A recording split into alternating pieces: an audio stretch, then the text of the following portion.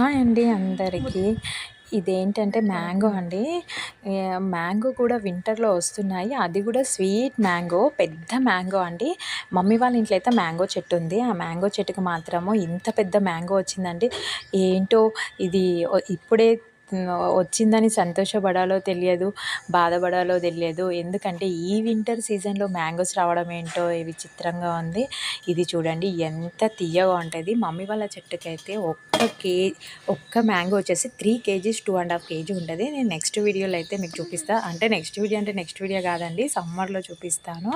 ఎందుకంటే అది చూస్తే మీరే ఆ పండు పేరు మీరే చెప్పాలి. నాకైతే ఇంతవరకు ఈ మామిడి పండు పేరైతే నాకు ఇంతవరకు తెలియదు. అది 3 కేజీస్ ఉండే మ్యాంగోని ఏమంటారో మీరే కామెంట్ చేయండి.